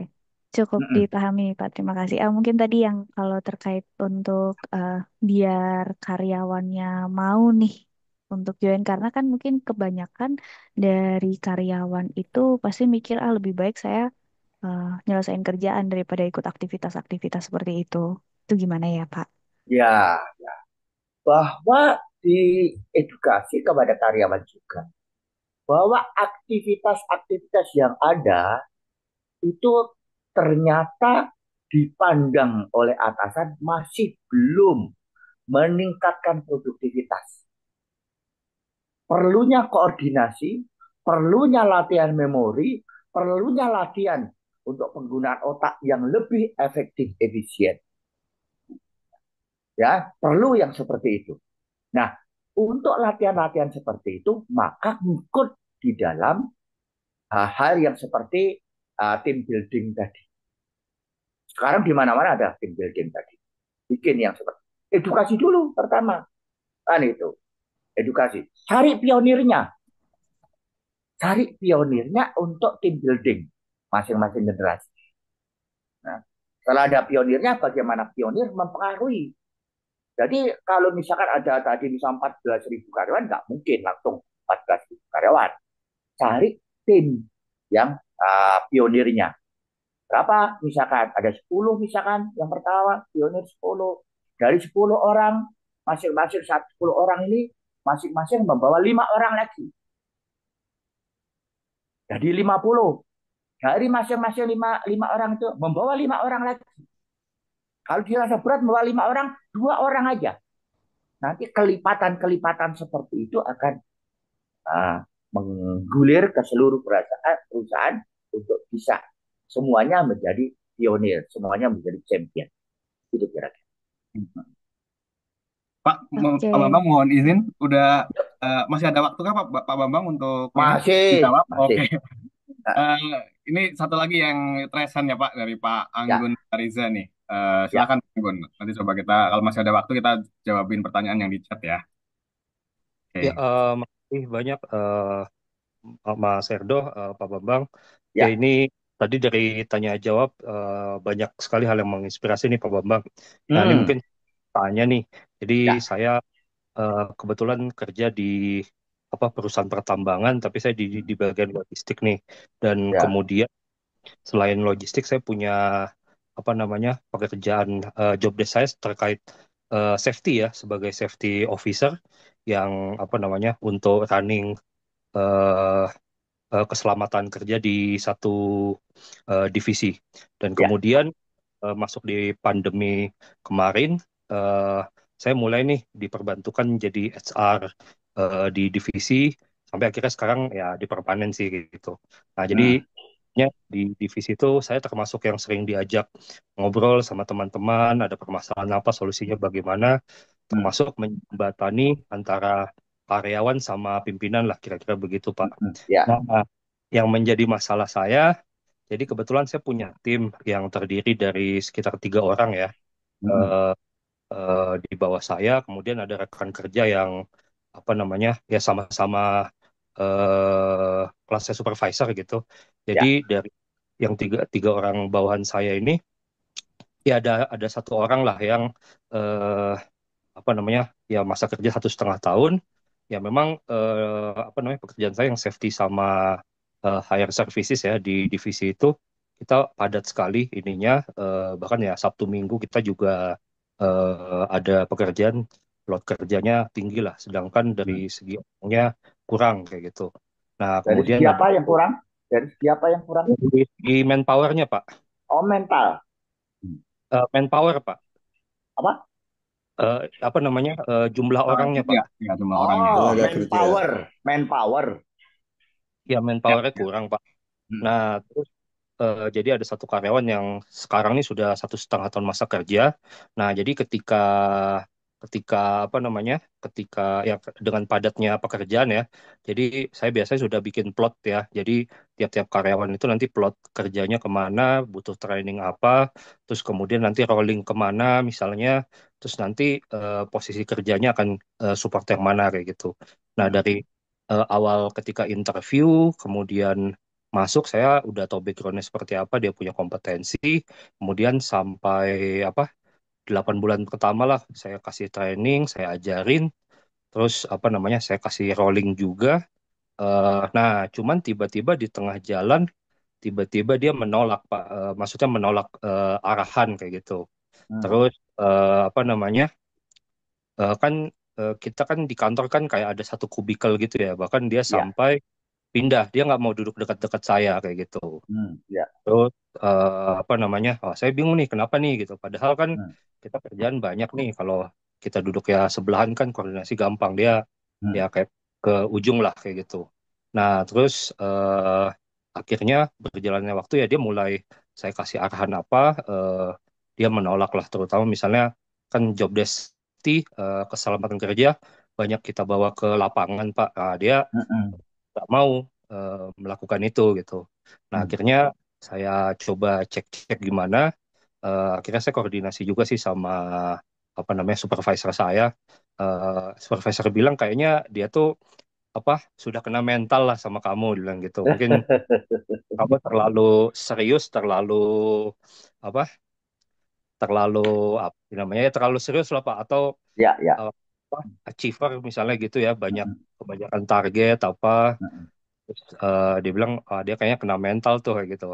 Nah, terus apa namanya saya balikin lagi, oh jadi kalau kayak gitu gimana nih gitu. Eh, ya saya kan sudah coba delegasin ke supervisor yang lain ya. Cuman apa namanya supervisor yang ini ya saya nggak ngerti gimana, somehow nggak berhasil apa namanya mm, eh, menginikan performa dia lah, atau malah Ya, saya meningkatkan. jadi di ini kamu kasih kerja apa aja Kak, saya tanya ke supervisor yang teman saya, nggak ada tuh kayak gitu lah. Jadi akhirnya kayak kesannya dia di kantor apa namanya eh banyak banyak nggak ada kerjaan lah kayak gitu. Ya, ya, ya. Jadi staf yang 3 orang, 1 orang tidak bisa ditingkatkan produktivitasnya. Ya betul Pak. Intinya Terus kan begitu. nah makanya sih ya tadi saya ini sih Pak, kita kan jangan jadi supervisor yang semena-mena lah kayak gitu ya. Iya, ya. Ini berhubung dia udah 1,5 tahun ya, kita kan sudah bikin penilaian kinerja dia kayak gitu. Ya. Ya. Apa namanya, kita tahulah sekarang itu cari kerja tuh susah gitu. Jadi saya pribadi juga, wah ini kalau dia nggak bisa bantu tim kita kan jadinya beban. Tapi kalau misalnya penilaiannya misalnya kan sudah jelek, nanti arahnya ke tindakan disiplin atau pengurusan hubungan kerja kan rasanya nggak oke juga lah kayak gitu Enak. Pak. Ya. Ya. Jadi intinya terjadi penurunan produktivitas kerja dari salah satu karyawan, kan gitu ya. Nah, barangkali langkah pertama identifikasi dulu, Pak. Ya, Anda sebagai atasan punya hak untuk memanggil dia, menasihati dia, membimbing dia, kan gitu. Punya hak. Gil, ada masalah apa? Anda sampaikan, susah cari kerja di zaman sekarang. Ini sudah ada pekerjaan, masa mau dilepas? Tadi yang harus disampaikan, ya. Di mana saja yang namanya pekerjaan sulit, berat, tergantung hati kita. Kalau hati kita senang, maka yang sulit menjadi tidak sulit, yang berat menjadi tidak berat. Tergantung hati kita. Ya. Nah, sekarang identifikasi. Apa problemnya? Hubungan dengan Anda, kenapa? Bagaimana memperbaiki? Nah, ini sama dengan kalau saya memperbaiki hubungan suami istri. Ya kan? Itu. Ah, sama atasan bawah kan begitu juga ya. Sama dengan suami istri. Bagaimana supaya bikin rukun lagi. Dan itu. Jadi kalau sudah di ini kan apa problemnya? Saling buka bagaimana memperbaiki. Ada ini enggak? Tanya dulu, ada niatan untuk memperbaiki enggak? Kalau ada niatan, sama-sama ada niatan, bagaimana ngeklopkan? Kalau perlu dia disuruh nulis, apa keinginan Anda terhadap atasan? Atasan ya begini, begini, begini. Anda juga keinginan saling tukar. Need-nya masing-masing. Need-nya Anda, need-nya bawahan. Apa yang diinginkan, saling tukar. Saling menyesuaikan. Kan tidak mungkin apa kata kita selalu benar. Tidak mungkin apa kata karyawan juga selalu benar. Maka kita bagaimana benar dari kedua sisi. Sudah pasti harus ada saling mengalah. Di dalam menentukan persepsi harus ada saling mengalah. Kan itu. Nah, coba yang seperti itu setelah dibikin rumusan harus begini-begini disetujui kedua belah pihak, coba dijalani. Setelah dijalani mungkin 3 hari atau 1 minggu evaluasi gimana sudah mulai, oh masih belum, apalagi ya, kalau belum apalagi belajar terus dari Anda, juga belajar bagaimana menjadi atasan yang lebih tinggi lagi. Dari bawahan tadi juga belajar menyatukan ya persepsi, menyatukan motivasi, keinginan dengan atas. Itu kira-kira intinya ya. Jadi lakukan identifikasi, saling buka need-nya masing-masing apa, saling diadu, habis saling diadu, apa kurangnya, ini lebihnya, saling kompromi. Setelah kompromi oke, tulis, jalankan, evaluasi, kompromi lagi, begitu terus. Plan, do, ini action and evaluasi. Itu terus. Apa ya? Itu kira-kira Pak Anggun. Ya, tapi Dokter Bambang, jadi tadi kata kuncinya ya seperti menyelesaikan masalah rumah tangga lah ya. Iya, seperti menyelesaikan masalah rumah tangga suami istri ini. Kan gitu. With share vision, ya. Pak. Ya, tujuan bersama gitu kan kalau saya tangkap tadi ya Pak ya. Kalau sama-sama mau memperbaiki hubungan ya, visi yang sama, insya Allah ada keluarnya ya. Iya, iya. Oh Pak Bambang, aku unshare dulu Pak itunya Pak, slide-nya. Oke. Nah, ini mungkin ada teman-teman yang udah ada agenda lain, kita foto dulu ya Pak ya. Nanti mungkin teman-teman yang mau lanjut tanya jawab atau Pak Bambang kalau masih ada waktu kita bisa lanjut, tapi kita foto dokumentasi ya. Boleh ya, di-unshare. Siap. Oke. Remove-in. Ya. Tolong bisa difotoin Mas. Oh ya, Pak ya. Itu. Boleh di-unshare dulu Pak ininya. Oh, unshare dulu. Oh ya, ya, ya. Unshare dulu untuk ini. Oh, stop share ya. Oke, sudah? Ya, saya foto dulu ya teman-teman ya. Sebentar. Kita buat multi speaker. Ntar di unpin dulu masih pin ya. Oke. Galeri. Ya. Oke. Kita 1, 2, 3. Ya, boleh ikutan yang bisa open mic. open camp ya. Kita untuk dokumentasi bersama ya. Satu, dua, masih ditunggu bagi yang mau open mic, open cam ya. Bagi yang pakai HP boleh open kamera sebentar, nggak pakai background nggak apa-apa. Satu, dua, tiga. Ya, satu lembar. Satu, dua. Ya, Mas Ali, sebentar lagi loading. Mau join? Oke, masih ditunggu ya. Ini ada Pak Wahyu juga, lagi nyetir nih. Waduh. Karina, oke, sip ya. Kita satu, dua, tiga sekali lagi. Satu, dua, tiga, gaya. Oke, sip. Terima kasih. Yang mau masih ada waktu, boleh stay. Pak Bambang masih ada waktu, Pak? Masih ada setengah jam Masih lagi. ada ya, sampai zuhur mungkin ya. Beberapa mungkin ada yang udah azan, tapi ada yang belum nih, tergantung zona waktunya. Ya, kita boleh ke kolom pertanyaan lagi ya, Pak ya. Tadi sampai ke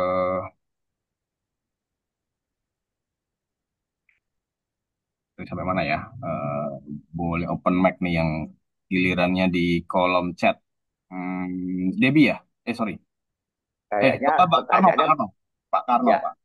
Pak ya Karno ini silakan. juga senior nih di Circle HRITB. Pak Karno masih on kah? Atau udah live? Oh, udah live, Pak. Jadi ini dia bahas Udah live. tentang ini nih, mental health antar generasi. Tadi udah sebagian dari bahas ya, Pak ya. Kemudian ada Bu Debi nih. Bu Debi bisa open mic. Mau open mic, Bu? Atau mau saya bacakan? Ini dia praktisi HR juga untuk meningkatkan produktivitas karyawan baru dalam pekerjaan. Ya, yang lebih di lingkungan kerjanya yang masih mengutamakan produktivitas saja dibandingkan kesehatan mental karyawan sendiri ini. Terima kasih ya. Jadi di beberapa organisasi ini belum concern tentang mental health ini masih belum cukup baik nih dok. Jadi gimana caranya sebagai HR di organisasi yang masih memicu produktivitas saja nih fokusnya. Gitu. Ya, jadi meningkatkan produktivitas karyawan baru intinya begitu ya. Ya, untuk perusahaan yang belum concern sama mental health nih Pak. Oh ya. Yang pertama untuk supaya concern dengan mental health itu terutama ya pimpinan tertingginya ya. Ya. Itu CEO, untuk bisa direktur, owner ya. mensosialisasi pimpinan tertinggi. Kalau nggak bisa minimal di HRD, HR-nya tadi, pimpinan HR. Ya. Kalau mereka selalu tidak mendukung terhadap masalah kesehatan mental ini, ya memang mentok-mentok terus. Tapi masih bisa untuk diri sendiri dan beberapa lingkungan terdekat itu dikomunikasikan, ditularkan masalah aware terhadap kesehatan mental diri sendiri maupun lingkungan terdekat. Sedang untuk karyawan baru tadi, sepertinya setiap perusahaan sudah ada program orientasi yang pertama. Orientasi itu adalah program untuk minimal mengetahui tempat-tempat pekerjaan, kira-kira job desk-nya, koordinasi antar karyawan, koordinasi antar tim, gitu ya. Nah, itu. Jadi itu yang pertama dari ini adalah orientasi.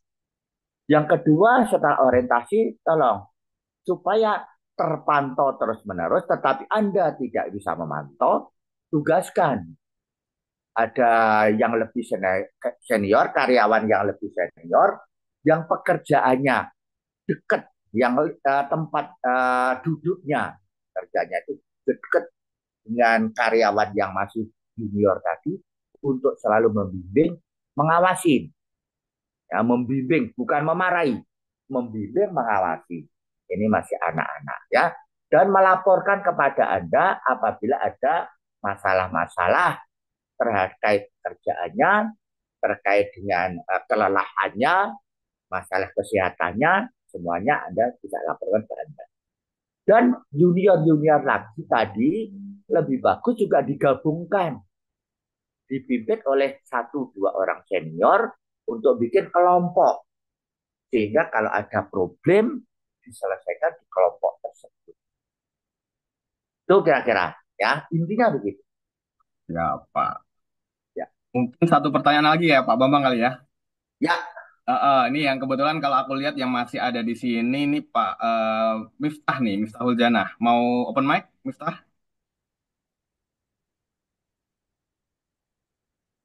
Maaf Pak, belum bisa buka Oh, kamera. nggak apa-apa, nggak apa-apa. oh, Open nggak mic aja. apa-apa. Sampaikan nih. Ini kayaknya bagus juga nih ininya pertanyaannya ya. Silakan.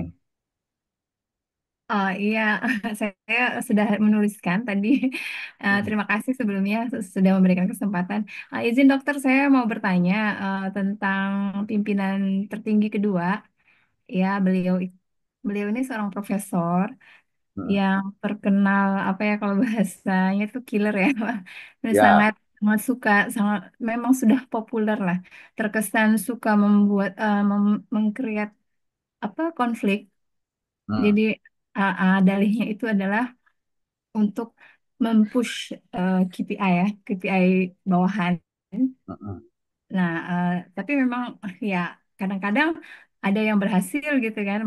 Kalau kita baca di teori itu memang memang ada benar gitu ya. Konflik bisa mengcreate apa KPI ya, bisa mempush kinerja gitu, performa kerja. Tapi Hmm. di sebagian juga ada yang malah menurunkan gitu kan. Nah, Ya, tapi sepertinya memang sudah style profesor kami ini. Nah, kemudian ada sumber ya, kami dapat info yang mengatakan bahwasanya profesor kami ini memang ada pernah ya memiliki spektrum autism dahulu semasa kecil. Jadi berarti kalau sekarang beliau sudah memiliki gelaran profesor, kemudian sudah menjabat di apa ya di posisi yang sampai dua tertinggi ini gitu ya ya dari organisasi, berarti kan kita bisa melihat bahwasanya profesor ini mampu, adalah kompeten. high functional autism ya, dok Ya, ya. hmm. Oh iya, kompeten, kompeten. Dia sudah menjadi high functional gitu. Hmm. High functioning. Nah, Ya, jadi pertanyaan saya, eh, apakah emang wujud kasus-kasus mental health gitu yang memang apa yang banyak gitu ya di orang-orang yang dulunya memang autism gitu, dok? ya, ya, ya. Itu pertanyaannya ya. Oke. Karena maaf dong, beliau Ya, ini memang suka menghina sampai berkata maaf bodoh gitu. hmm. Yang pada bawahannya yang memang rata-rata ya semuanya PhD gitu dok. Ya, Ah, ah. ya. Oke, yang pertama bahwa spektrum autisme itu karena disebut sebagai spektrum luas sekali. Ya, spektrum autisme luas sekali. Dari yang tidak bisa belajar sampai yang intelijensinya luar biasa.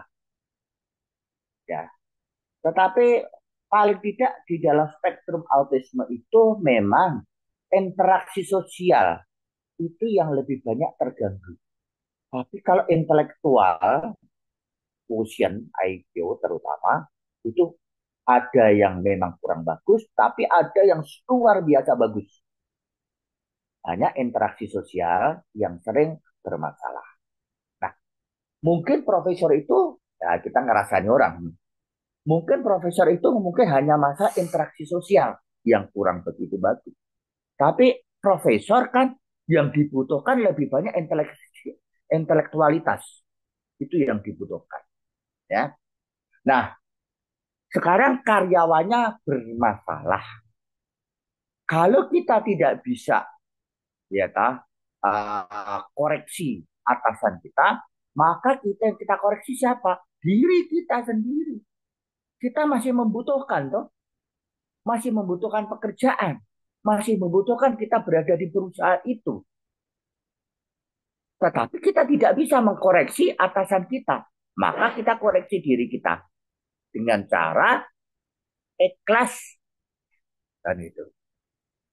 Nah, jadi kalau saya menggunakan karena saya orang Bogor, kalau kita tidak bisa mengkoreksi atasan, maka kita punya pikiran IPB. Karena saya orang Bogor, ya. I-nya itu apa? Ikhlas. P-nya itu apa? Pasrah. B-nya apa? Bersyukur kita masih punya gaji. masih digaji, itu bersyukur. Maka sebelum kita itu punya power untuk kita itu koreksi, untuk kita keluar dari pekerjaan, mendapatkan pekerjaan yang lain, maka take it atau leave it. Ambil IPB. Kalau Ikhlas. ITB kayaknya tawakal, Pak. Ikhlas tawakal. Betul. ITB. Kalau saya Bogor. Ikhlas tawakal bersyukur. Betul. Dan itu ya. Ikhlas tawakal bersyukur.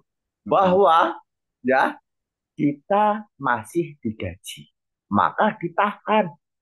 Selalu rilis stresnya. Ngomong. Supaya rilis stres itu apa? Ngomong. Bicarakan hal ini. Kelompok-kelompok kecil. Jangan kelompok gede. Nanti demo. Nanti dipecat semua.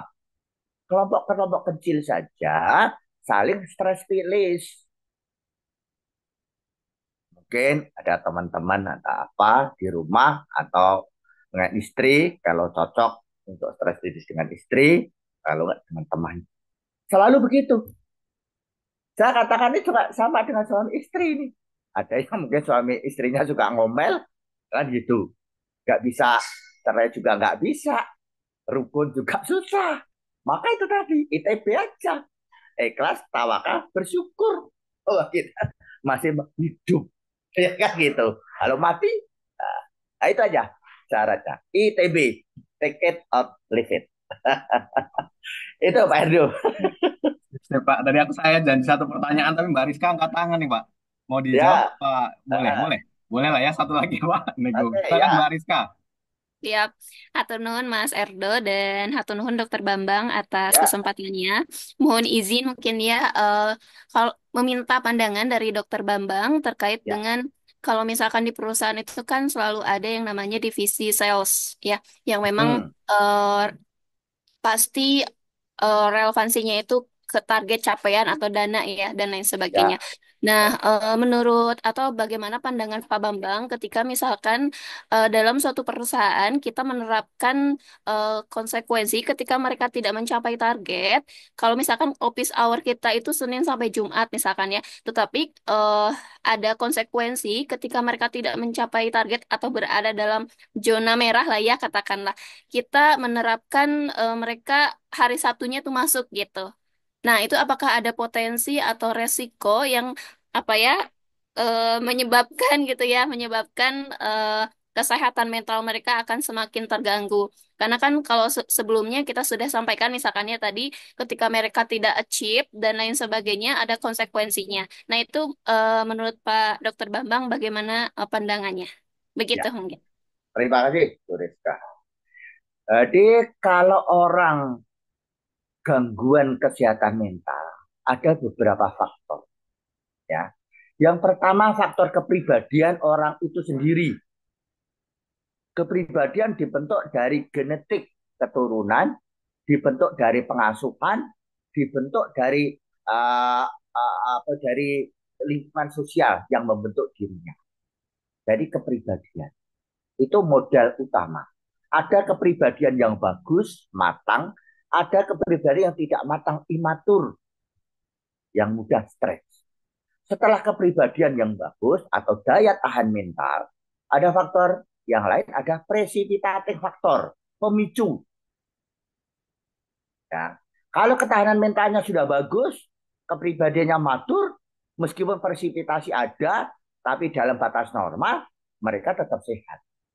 Nah, memang di dalam hal ini adalah apabila seseorang yang kepribadiannya nggak matur, yang mudah rentan, kemudian ada stres, tidak tercapai, sudah dimarah-marahi, tidak tercapai, dihukum Sabtu masuk, ini memang luar biasa. Alangkah lebih bagusnya, Bu, ya, bahwa tanggung bersama dalam sekelompok tadi. Sehingga beban tadi bukan menimpa pada beban pribadi, tapi beban kelompok untuk saling melindungi, saling membantu. Ya, mungkin nggak yang seperti itu. Ya, bebannya tadi mana? Biasanya saya juga di bagian marketing, saya itu juga marketing, divisi saya itu divisi marketing. HD set, kalau ada staff marketing, marketing itu ada marketing biasa, atasan marketing, ada supervisor, ada manajer area, ya kan? Ada di atasnya. Nah, mereka yang harus dilibatkan semuanya. Nah, jadi tidak pribadi. Kalau memang tidak tercapai, maka yang dilibatkan bukan hanya pribadi dia, tapi sampai atasan-atasan, mungkin 3-4 atasan di atasnya, masukkan semuanya. Supaya mereka selalu mengontrol anak buahnya tercapai enggak, market share-nya, kan gitu. Tujuan marketing tercapai enggak, produktivitasnya tercapai enggak. Tapi kalau yang bersangkutan sendiri dan berkali-kali tidak tercapai, berkali-kali Sabtu terpaksa masuk, dia seperti merasa dihukum, maka dia akan terganggu mentalnya. Meskipun kepribadiannya juga kuat. Tapi kalau dia berkali-kali dihukum karena itu, maka pasti terganggu. Dan kalau yang lain-lain bisa, dia tidak bisa, lihat dulu. Apakah memang area dia itu area yang sulit, terlalu gede. Dan itu. Nah, itu juga harus dianalisis. Ya Bu ya, saya berharap satu, tidak menghakimi, tidak menghukum apabila tidak betul-betul kesalahan itu terkait dengan masalah yang berat, disiplin diri dan sebagainya, kan gitu. Karena tidak tercapainya produktivitas atau tidak tercapainya dalam marketing bisa saja faktor eksternal yang kompetisi yang luar biasa yang seperti itu. Maka atasan langsung. Jadi kalau misalkan yang seperti itu, maka harus koordinasi dengan atasan-atasannya. 3-4 di atasnya, atasannya harus dilibatkan. Itu kira-kira Bu. Siap, terima kasih banyak Ya. dokter insight-nya. Pak Edo, rasanya kalau pertanyaan banyak banget deh. Iya, Waduh. kita udah stop Pak. Ya, nanti teman-teman udah saya share nomor HP-nya Pak Bambang. Nanti bisa Ya. konsultasi langsung ya Pak, follow up Oke, untuk kalau ini WA ya. ya. Kalau Ya, konsultasi atau WA, jawab WA. tadi juga pertanyaannya bagus juga, relate sama saya nih, organisasi sales juga nih Pak. Jadi banyak sales yang kenal si Pak. Ya, itu teman-teman loh. Oh, ini ada Pak Pambudi juga nih Pak. Kita mau closing nih Pak, kebetulan Pak. Siap. Ada sepatah dua patah kata Pak. Siap, terima kasih banyak teman-teman. Ini kita juga harus terima kasih kepada Dokter Bambang. Sekarang udah selesai, saya buka aja ya. Ini Dokter Bambang ini sebenarnya adalah kakak kandung saya yang pertama. Makanya saya berusaha keras supaya Dokter Bambang datang. Nah, kami ini 4 bersaudara. Beliau nomor 1, yang ke nomor 3-nya saya. Tapi ternyata nyambung. Nah, ini kembali ke kesehatan di tempat kerja. Saya mau sampaikan ke teman-teman, kita punya tugas yang sangat-sangat penting demi perusahaan, bukan hanya bahwa perusahaan harus produktif, tapi pada karyawan. Ingat bahwa karyawan kita ini mencari nafkah untuk keluarganya. Dalam agama saya, mencari nafkah itu adalah ibadah. Nah, mereka itu pahlawan. Kita ini HR kadang-kadang bukan hanya human resource, tapi HR-nya hero and rescue. Mereka pahlawan bagi keluarganya, kita selamatkan mereka. Jadi kita harus dari awal mengidentifikasi ya siapa yang mungkin terkena gangguan mental ini ya, bukan hanya karena produktivitas, tapi tanggung jawab kita kepada karyawan-karyawan tersebut dan juga bagaimana menciptakan lingkungan yang positif tadi. Tapi ingat, seperti yang saya selalu bilang, ada lead your business, lead your team, lead yourself. Kesehatan mental juga bukan hanya dari bisnis dan dari tim, tapi dimulai dengan diri sendiri. Message saya ke teman-teman, be happy. Kesehatan mental adalah yang paling penting. Nah, kalau ternyata terjadi apa-apa dengan kesehatan mental kita, tidak ada harga atau uang yang akan bisa menggantinya. Be happy with yourself, then be happy with others. Demikian, terima kasih Mas Erdo.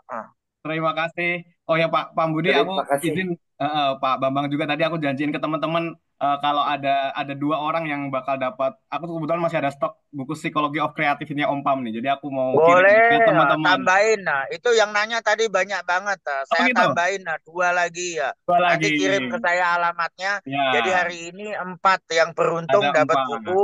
2 dari Om Erdo, 2 dari saya. Siap. Siap, nanti kita tentukan aja ya pemenangnya ya. Oke. Betul. Siap, Tolong, siap, Pak. siap, siap. Oke, terima kasih Om Pam, Pak Bambang Terima untuk kasih. sharing luar biasanya, fully experience ya. Om Pam, terima kasih juga yang sudah menghubungkan komunitas kita ya. Terima kasih juga buat teman-teman yang stay di sampai jam segini. Ya, happy weekend ya teman-teman. Terima kasih, sehat selalu Pak Bambang. Terima kasih Terima sekali kasih. lagi. Amin. Terima Terima Mudah-mudahan kasih kasih. teman-teman ya, semuanya. selalu Salam strong di Terima dalam sehat. kasih. Pak Edo, kuat salam budaya. sehat jiwa. Ya. Terima Terima kasih. kasih Terima banyak. kasih. Terima Terima kasih kasih. Pak Dr. Kesehatan jiwa. Bambang, Pak Erdo, Terima Pak kasih. Buli. Terima kasih. Terima kasih.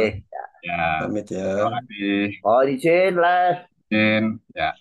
Halo teman-teman yang masih stay ya. Aku mau ini nih.